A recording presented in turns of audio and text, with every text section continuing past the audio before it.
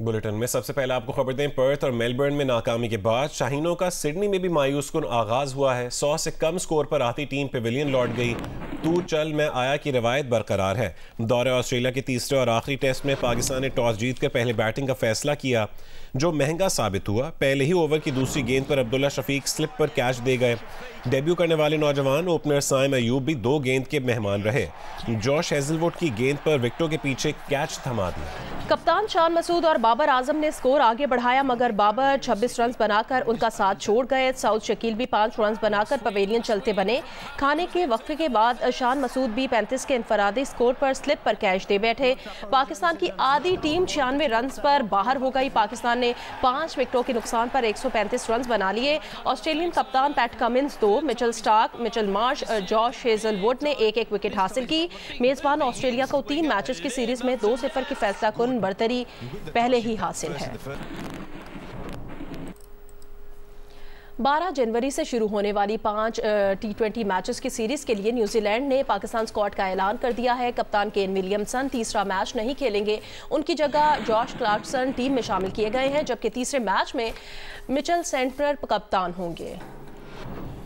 ये भी बताएं कि इब्तदाई 2 मैचेस में फास्ट बॉलर लोकी फर्गसन की जगह बेन सीनियर और हिस्सा लेंगे। न्यूजीलैंड के दीगर 15 खिलाड़ियों में Finn Allen, mark Chapman, Josh Clarkson, Devon Conway और मैट हेनरी, एडम मिलने, Daryl Mitchell, Glenn Phillips, Mitchell Santner और बेन सीयर्स शामिल हैं, जबकि टिम सीफर्ट और इश सोधी भी शामिल हैं।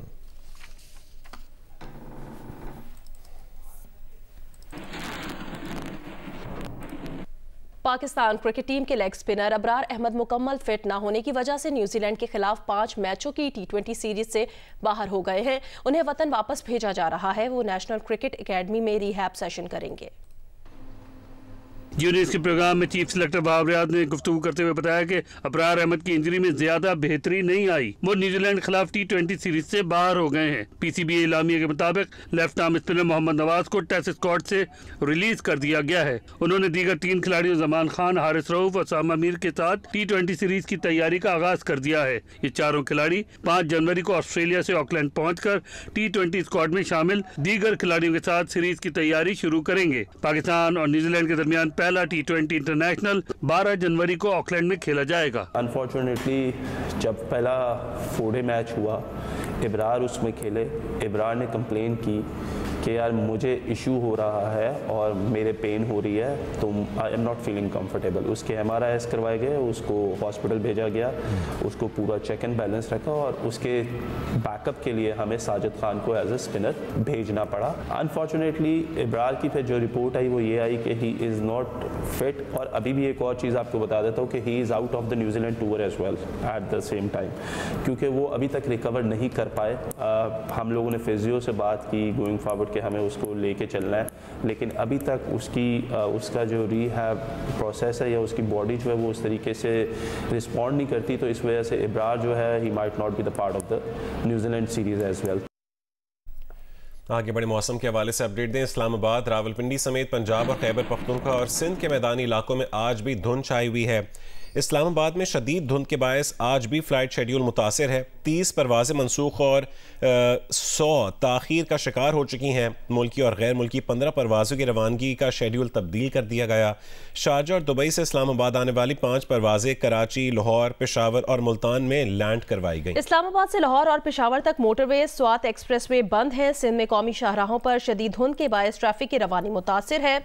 मोटरवे M1 पेशावर से इस्लामाबाद तक धुंध की वजह से बंद है और मोटरवे M2 इस्लामाबाद से बलकसर तक धुंध की वजह से बंद है।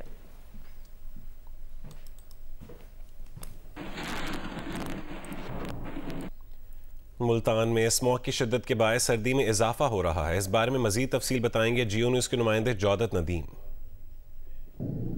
जी, मुल्तान में स्मॉग की शिद्दत जो है बहुत ज़्यादा बढ़ चुकी है। ठंड में इजाफे के बाद से ही जो स्मॉग है वो बहुत ज़्यादा जो है एविडेंट हो चुकी है। शहर भर में मुख्तलिफ जगहों पे धुंधला सा समा जो है वो सारा दिन रहता है और रात के औकात में भी जो है वो स्मॉग जो है वो फील की जा सकती है। इसी तरह से जो मोटरवे पे सूरत हाल है वो भी सुबह और रात के औकात में मोटरवे को बंद कर दिया जाता है। मुल्तान से लेकर ज़ाहिर पीर तक मोटरवे बंद रहता है। इसी तरह से मुल्तान से फैसलाबाद भी जो मोटरवे है उसको भी रात के और सुबह के औकात में बंद कर दिया जाता है। शहर भर में जो स्मॉग की ये सूरत हाल है उसकी वजह से शहरियों के लिए सांस लेने में भी दुश्वारी का सामना है। और मुल्तान में जो एयर क्वालिटी इंडेक्स है आलमी वेबसाइट के मुताबिक वो आज भी 220 AQI जो है वो रिकॉर्ड किया गया है। इसी तरह से जो शहरी हैं उनको डॉक्टर्स की जानिब से कहा गया है कि मास्क ज़रूर लगा के रखें, क्योंकि स्मॉग की वजह से जो खुश्क खांसी है वो बहुत ज़्यादा फैल रही है।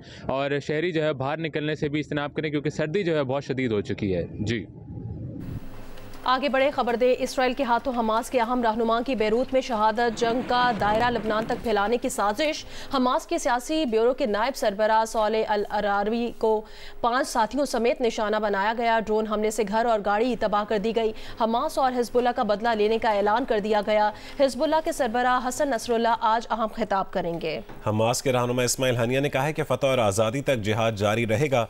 लेबनान के वज़ीर आज़म नजीब मिक़ाती बोले, इसराइल गज़ा में नाकामी के बाद लेबनान को महाज़राई के नए मरहले में ले जाना चाहता है। लेबनान इसराइली हमलों के खिलाफ अक़वाम मुत्तहिदा सलामती काउंसिल में शिकायत करेगा। ईरान ने खबरदार किया कि हमास रहनुमा का कत्ल इसराइल के खिलाफ मज़ाहमत मज़ीद बढ़ाएगा। अक़वाम मुत्तहिदा ने कहा है कि हमास रहनुमा की हलाकत के बाद सूरत हाल इंतहाई परेशान कुन हो गई है।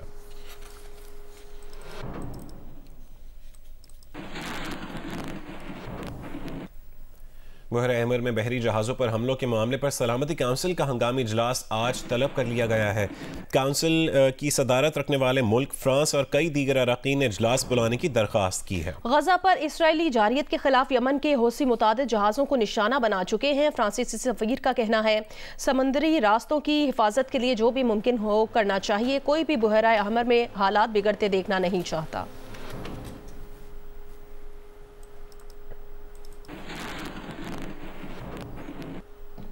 आगे बढ़ते हैं। कागजात नामजदगी मंजूर या मुस्तरद किए जाने के खिलाफ अपीलें दायर करने का आज आखिरी दिन है।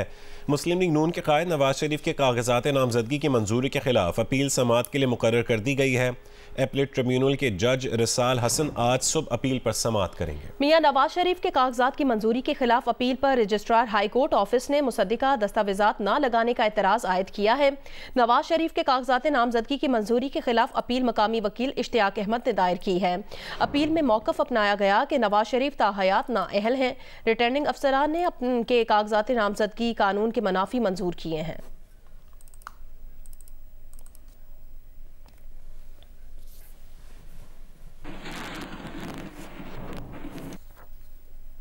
यहाँ आपको बताएं, सुप्रीम कोर्ट में आर्टिकल 62(1)(f) के तहत सियासतदानों की ताहयात नाअहली से मुतालिक केस की समाअत में जस्टिस मंसूर अली शाह ने कहा है कि आइन में हर सज़ा की मुद्दत है तो नाअहली ताहयात कैसे हो सकती है। ये कैसे हो सकता है कि सज़ा काटने के बाद भी कोई कभी इंतखाब ना लड़ सके। सवाल ये है कि क्या झेली आइन कानून साजी से आइन में रद्दबदल मुमकिन है। कत्ल और गद्दारी जैसे संगीन जुर्म में कुछ अरसे बाद इलेक्शन लड़ सकते हैं, लेकिन क्या मामूली वजूहात की बुनियाद पर ताहयात नाअहली गैर मुनासिब नहीं लगती। Chief justice of Pakistan justice Qazi Faez Isa ने कहा, कोई है जो ताहयात नाअहली का हामी हो। शुएब शाहीन कहाँ है, शायद उनके पास कोई नुक्ता हो। रिपोर्ट करेंगी मरियम नवाज।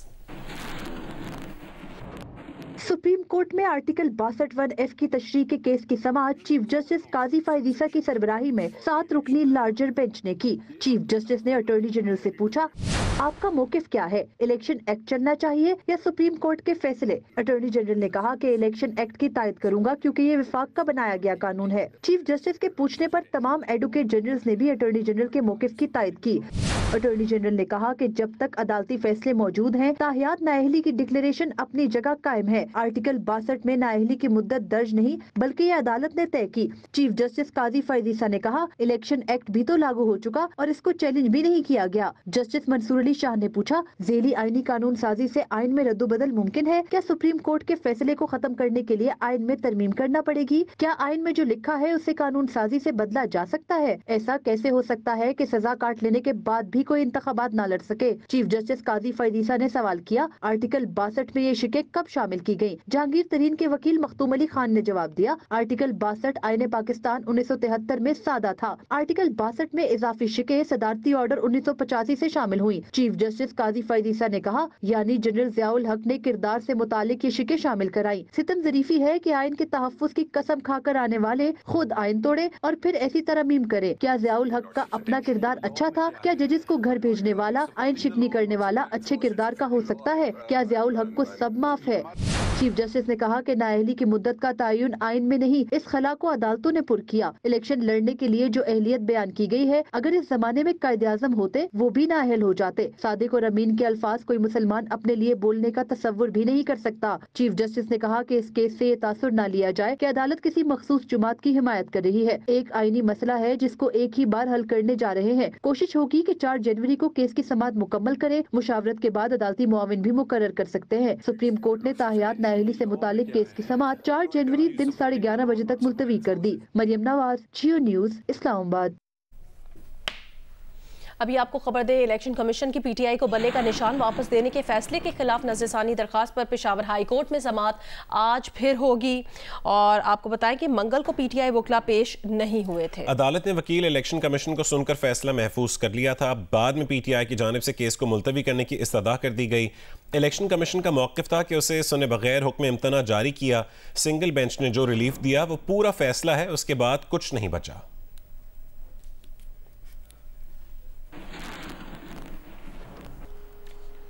Welcome back. बिलावल भुट्टो की ज़ेर सदारत पीपल्स पार्टी की सेंट्रल एग्जीक्यूटिव कमेटी का इजलास आज लाहौर में होगा। बिलावल भुट्टो की लाहौर आमद, इसी महीने लाहौर में जलसा करने का भी फैसला किया गया है।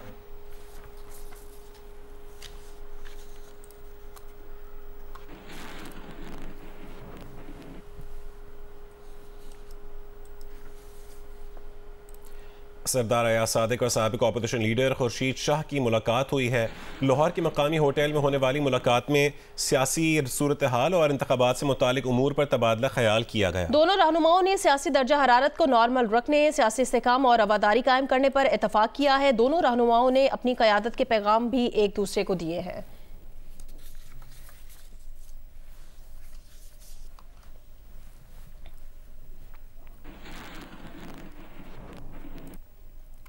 मुस्लिम लीग नून की आला क़यादत ने टिकट्स का तनाज़ा निपटाने के लिए सर जोड़ लिए हैं। अयाज सादिक, रुहेल असगर और तलाल चौधरी के हलकों समेत एहसन इकबाल और दानियाल अजीज़ की सियासी लड़ाई ख़त्म करवाने की कोशिशें भी जारी हैं। तफसील देखिए रईस अंसारी की रिपोर्ट में। मुस्लिम लीग नून के पार्लिमानी बोर्ड इजलास खत्म होने के बाद 2 रोज से आला क़यादत टिकटों की तकसीम पर गौर कर रही है। इसके सामने चंद अहम रहनुमाओं के झगड़े का मामला है। एक तरफ रुहेल असगर NA 121 से इलेक्शन लड़ने पर बजीद हैं, तो इसी हल्के की यूनियन काउंसिल 12 के नाज़म अयाज सादिक के हक में बोल पड़े हैं। अयाज सादिक ने पार्लिमानी बोर्ड के सामने भी अपना मौक़िफ़ रख दिया। कहा, हल्के के लोग पूछते हैं क्या आप अपने हक के लिए पार्टी से नहीं लड़ सकते। अयाज सादिक ने कहा, हम अपनी बात पर डट जाना और मनवाना जानते हैं, लेकिन पार्टी डिसिप्लिन के पाबंद हैं। दूसरी तरफ सीट एडजस्टमेंट पर नून लीग और IPP कायदीन की बात भी चल रही है। अलीम खान को लाहौर में कौमी असेंबली की 1 और सूबाई असेंबली की 2 सीटें दी जा सकती हैं। अगर अलीम खान को यूं एडजस्ट किया गया और 121 अयाज सादिक को ना दिया गया तो पीछे सिर्फ हल्का 120 बचता है, जहां से अयाज सादिक इलेक्शन लड़ने को तैयार नहीं। पार्टी के सामने NA 96 जड़ावाला का मामला भी है, जहां तलाल चौधरी और PTI के मुनहरिफ रुकन नवाब शेर वसीर मद्दे मुकाबिल हैं। शेर वसीर से टिकट का वादा किया गया था। शहबाज शरीफ उन्हें टिकट देना भी चाहते हैं, लेकिन दूसरा मजबूत धड़ा तलाल चौधरी के साथ है। नारोवाल में एहसन इकबाल और दानियाल अजीज का सियासी झगड़ा भी जारी है। दानियाल अजीज NA 75 के नीचे PP 54 में अपने नुमाइंदे को टिकट देना चाहते हैं, लेकिन इस हल्के में एहसन इकबाल ने खुद कागज जमा करा दिए हैं। देखते हैं कि यहाँ जीत किसकी होती है। रईस अंसारी, जियो न्यूज़, लाहौर। आम इंतखाबात करीब आते ही पेशावर में कौमी असम्बली के हल्का NA 31 में भी सियासी गहमा गहमी शुरू हो गई है। अहले इलाका किन मुश्किलात का शिकार है, क्या वो गुज़श्ता हुकूमत की कारकर्दगी से मुतमईन हैं और आने वाली हुकूमत से उनकी क्या तवक्कुआत हैं। जियो न्यूज़ की नुमाइंदा फरवा आगा ने इन इलाका मकीनों से बात की है, आइए आपको दिखाते हैं। जी, इस वक्त मैं मौजूद हूँ कौमी असम्बली के हल्के NA 31 में, जो कि गुज़श्ता इंतखाबात में हल्का NA 30 था। यहाँ से पाकिस्तान तहरीक इंसाफ के उम्मीदवार जीते थे। जैसे जैसे आम इंतखाबात करीब आ रहे हैं, वैसे ही सियासी सरगर्मियाँ भी अपने उरूज पर हैं। लेकिन इस हल्के की आवाम के क्या मसाइल हैं और आने वाली हुकूमत से क्या तवक्कुआत हैं, आइए उनसे बात करते हैं और जानते हैं। गुलबर्ग नंबर 4 है, समझ गया, इसमें अभी तक गैस नहीं आ रहा है, पानी नहीं आ रहा है। ये गन दे के आप और ले लेते हैं, अपना चले जाते हैं, फिर सालों में नजर नहीं आते। जी अभी हमने जाना गुलबर्ग के अहले इलाका से कि उनके क्या मसाइल हैं। आइए आगे चलते हैं डंडी अरबाब में, आइए वहाँ के रहने वालों से बात करते हैं कि उनके इलाके के क्या मसाइल हैं। बिजली के भी लोड शेडिंग है, और जो हमारे रोड सही थे या फर्शबंदियाँ थी वो भी इस गैस की वजह से सारे टूट फूट का शिकार हैं। पाइप डाल दिए गए हैं लेकिन दोबारा उसको बनाने वाला कोई नहीं है। ये रोड जो है आगे रिंग रोड से ये बॉर्डर रोड तक है ना, बाड़े तक है, उधर आगे रिंग रोड से जो है ये रोड सारा ख़राब है। ये जो भी कोई सीट जीतते हैं, सीट पे आते हैं, बस अपने ही मफाद के लिए लड़ते हैं, आवाम का कोई नहीं सोचता। ना कोई तरक्याती काम हुआ है, ना कोई अस्पताल बना है, ना कोई स्कूल बना है। जिसको भी वोट दे ऐसे बंदे को दे जो हमारे मसले को हल करें। आवाम का यही कहना है कि वो गुज़िश्ता हुकूमत की कारकर्दगी से बिल्कुल भी मुतमईन नहीं है, लेकिन कुछ शहरियों का कहना है कि वो उम्मीद करते हैं कि आइंदा आने वाले मुंतखब नुमाइंदे उनके मसाइल तरजीही बुनियादों पर हल करेंगे। देखना वज़ीर आज़म अनवारुल हक काकड़ ने आज तलबा और तालिबात से मुलाकात की और उनके सवालों के जवाब दिए। वज़ीर आज़म से सवाल किया गया कि गिलानी और नवाज शरीफ को हटाना हो, अदालतें रात 12 बजे भी खुल जाती हैं। कासिम के अब्बा को गिरफ्तार करवाना हो तो अदालतें रात 12 बजे भी खोल दी जाती हैं। निगरान वज़ीर आज़म ने जवाब दिया कि कासिम के अब्बा का मसला ये है कि ख़ुद वज़ीर आज़म हो तो हमीद की अम्मा के मसाइल नज़र नहीं आते, फिर वो नामों के झगड़े में पड़ जाते हैं। खुद हो तो सब दुरुस्त, दूसरा हो तो सब गलत। निगरान वज़ीर आज़म ने कहा बुनियादी मसला ये है कि कोई रियासती इदारों से फ़ायदा उठाए तो बाप बना लेता है, फ़ायदा ना मिले तो वो बाप सौतेला हो जाता है। एक बार सोच लें बाप नहीं बनाना तो हतमी फैसला करें और ख़ुद बाप बन जाएं, फिर बच्चों की जिम्मेदारी भी खुद लेना पड़ेगी। हमसाये में हमीद के वालिद से नहीं कहना होगा कि मेरे बच्चों का ख्याल रखना। अगर हमीद के अब्बा की तरफ देखेगा तो कासिम के अब्बा का मसला ख़राब ही रहेगा। निगरान वज़ीर आज़म ने कहा पूरे निज़ाम अदल पर संगीन सवालात हैं, उन्हें एड्रेस करना होगा, तभी किसी का अब्बा, किसी की अम्मा, किसी की बाजी या वो खुद महफूज रहेगा।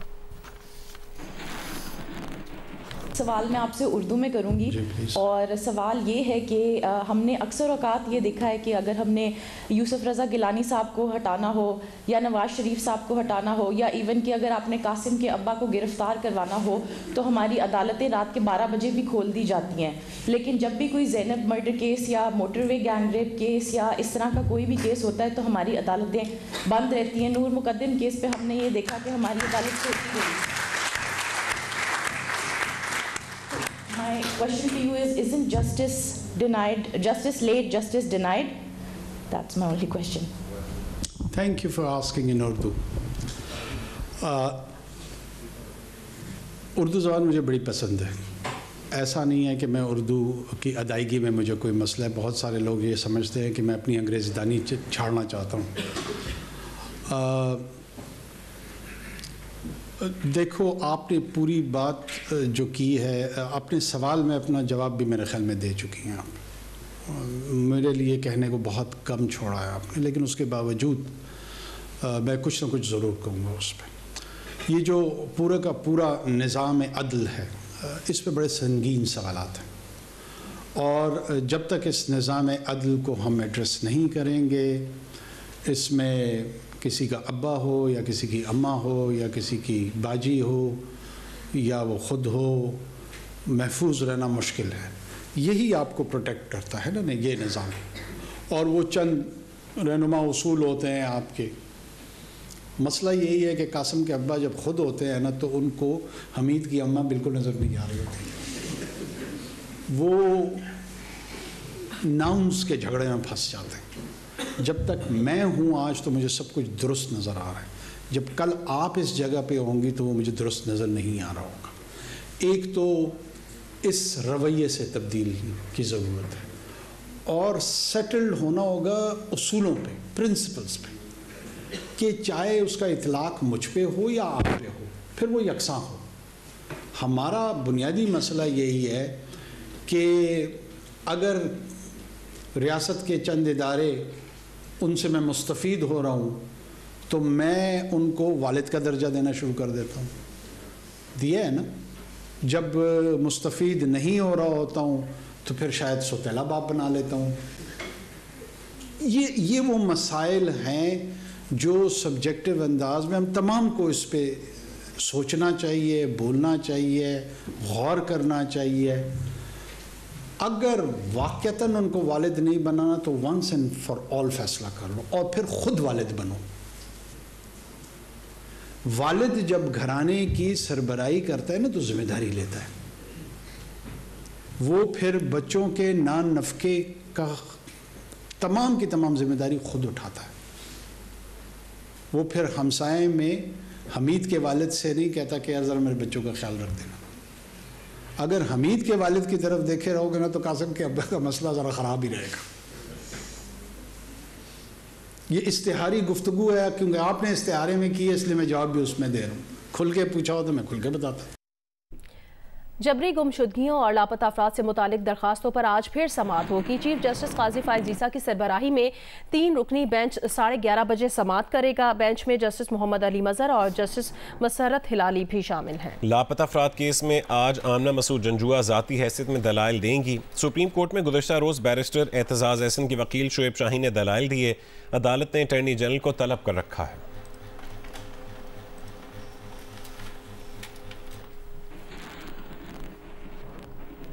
फैज़ाबाद धरना कमीशन में आज साबिक वज़ीर आज़म शहबाज शरीफ को बयान रिकॉर्ड करने के लिए तलब किया गया है। शहबाज शरीफ को बहैसियत साबिक वज़ीर आला बयान रिकॉर्ड करने के लिए बुलाया गया है। साबिक DG ISI फैज़ हमीद को मंगल को भी कमीशन में पेश नहीं हुए। कमीशन का फैज़ हमीद से वीडियो लिंक के जरिए बयान लेने की तजवीज़ पर गौर। फैज़ाबाद धरना कमीशन सुप्रीम कोर्ट के हुक्म पर काम कर रहा है।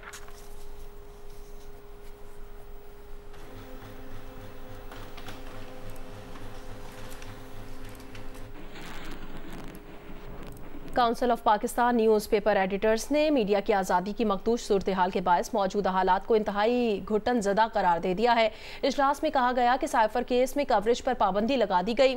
यकतरफा रिपोर्टिंग के लिए दबाव डालने और सहाफ़ियों पर तशद्दुद करने के वाक़यात पर तशवीश का इजहार किया गया। CPNE पंजाब कमेटी के चेयरमैन अयाज खान की ज़ेर सदारत लाहौर में इजलास हुआ। आज़ादी सहाफ़त, आज़ादी इजहार राय और अखबारी इदारों को दरपेश मसाइल पर गुफ्तगू की गई। सदर CPNE इरशाद आरिफ ने कहा है कि माजी में सहाफ़ियों ने आमरीत का सामना किया, आज भी सख्तियों से निमट रहे हैं। जब से पाकिस्तान बना अवाम ने आज़ादी इजहार नहीं देखा।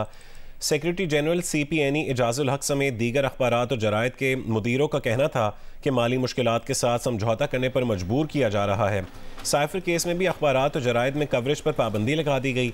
इजलास में सहाफ़ियों पर यकतरफा रिपोर्टिंग के लिए दबाव डालने, सहाफ़ियों के अगवा और पुरतशद्दुद वाक़यात पर तशवीश का इजहार किया गया। महकमे तलात पंजाब के सेक्रेटरी दानियाल गिलानी ने अखबारी इदारों की बकायात और अदा करने की यकीन दहानी करवाई है। कहा कि 1 महीने में इश्तहारात और रिकवरी के सिस्टम को ऑनलाइन कर देंगे। अखबारात के इश्तहारात की मुनसिफाना तकसीम पर काम कर रहे हैं। जिलानी पार्क लाहौर में पहले बॉन्साई गार्डन का इफ्तिताह कर दिया गया है। जियो न्यूज़ की नुमाइंदा उम्मे फरवा ने इस हवाले से DGPHA ताहिर वट्टू से गुफ्तगू की है। आइए आपको दिखाते हैं। जी, मैं इस वक्त लाहौर के रेस कोर्स में मौजूद हूँ और यहाँ पर बॉन्साई गार्डन का इफ्तिताह कर दिया गया है। और बॉन्साई गार्डन है क्या, ये आगे चल के आपको हम बताएंगे ही। इस वक्त हमारे साथ DGPHA ताहिर वट्टू हैं, उनसे हम जानते हैं कि बॉन्साई गार्डन का ख्याल उनके पास कैसे आया और क्या है ये बॉन्साई गार्डन। ये एक जापानीज़ टेक्निक है और जिसमें जो फुल ट्री को जो है कि एक डवार्फ जो शक्ल में इसको डेवलप किया जाता है और यहाँ पे 100 ईयर 200 ईयर का प्लांट भी जो है वो 1 फीट तक जो है अपनी सारी जो उसकी कम्प्लेक्शन होती है, उसकी फॉर्म जो होती है, उसका स्ट्रक्चर जो है वो कंप्लीट कर जाता है। और ये जो बोन साइज़ है ये बड़ा कॉस्टली प्लांट होता है। अभी हमने रिसेंट जो है कि कमर्शियल नर्सरी जो है गुलबर्ग में डेवलप की है, जहाँ पे ओल्ड मैकडॉनल्ड होता था, तो वहाँ से आपको ये बोनसाई के पौधे जो है कि वहाँ से परचेज़ कर सकते हैं। जी बिल्कुल, आपने DG साहब की बात सुनी और यकीनन आप जब करीब जाके इन पौधों को देखते हैं तो इनकी एज का बखूबी अंदाज़ा हो जाता है। और वो लोग जो बहुत शौक़ रखते हैं बोनसाई इस तरह के गार्डन को देखने का या इस तरह के पौधों को देखने का, तो यकीनन वो रेस कोर्स में आएँ और अपने इस शौक़ को पूरा करें। और सबसे अच्छी बात यह है कि पाकिस्तान में ये पहला इस तरह से रेस कोर्स के अंदर बोनसाई गार्डन बनाया गया है। जी, हैदराबाद में हर साल की तरह इस साल भी भल सफाई के नाम पर महज नहरों में पानी की सप्लाई बंद कर दी गई है। सफाई के हवाले से क्या सूरत हाल है, बताएंगे जियो न्यूज़ के नुमाइंदे अली नईम। जी बिल्कुल, हैदराबाद में सालाना भल सफाई के सिलसिले में हैदराबाद दरिया सिंध से निकलने वाली तीनों नहरों में पानी की सप्लाई मुअत्तल है और 25 दिसंबर से 10 जनवरी तक ये पानी की सप्लाई दरिया सिंध से नहरों को मुअत्तल रहेगी, जिसकी वजह यह है कि नहरों के अंदर सालाना सफाई की जा रही है। लेकिन ये हर साल सालाना बल सफाई के सिलसिले में नहरों के अंदर पानी की बंदिश तो की जाती है, लेकिन अगर सफाई की बात की जाए तो कोई किसी किस्म की सफाई देखने में नहीं आती है। इस वक्त मैं फुलेली नहर के बेड पर मौजूद हूँ। ये यहाँ पर न सिर्फ हैदराबाद का जो वेस्ट वाटर है वो डिस्पोज ऑफ किया जा रहा है, बल्कि यहाँ पे कचरा भी है। जो जानवर होते हैं उनका फुजला भी यहाँ फेंक दिया जाता है। सफाई के लिए, सालाना भल सफाई के लिए लाखों करोड़ों रुपए खर्च किए जाते हैं, लेकिन सफाई के नाम पर यहाँ पर कोई ऐसी सूरत हाल नज़र नहीं आती है। आगे बढ़ते हैं। साबिक वज़ीर आज़म नवाज शरीफ के करीबी साथी साबिक वज़ीर ख़जाना और मुशीर ख़ारजा सरताज अजीज़ 94 बरस की उम्र में इंतकाल कर गए। नमाज जनाजा आज इस्लामाबाद में अदा की जाएगी। सदर मुमलिकत आरिफ अलवी, निगरां वज़ीर आज़म अनवारुल हक काकड़, साबिक वज़ीर आज़म शहबाज शरीफ, साबिक स्पीकर कौमी असम्बली राजा परवेज़ अशरफ और मुख्तलिफ सियासी रहनुमाओं ने इजहार अफसोस किया। रहनुमा मुस्लिम लीग नून मरीम औरंगज़ेब कहती हैं कि सरताज अजीज़ के इंतकाल से पाकिस्तान एक बेहतरीन पॉलिसी साज, अजीज़ दोस्त और अवामी खिदमत के इदारे का दर्जा रखने वाली शख्सियत से महरूम हो गया।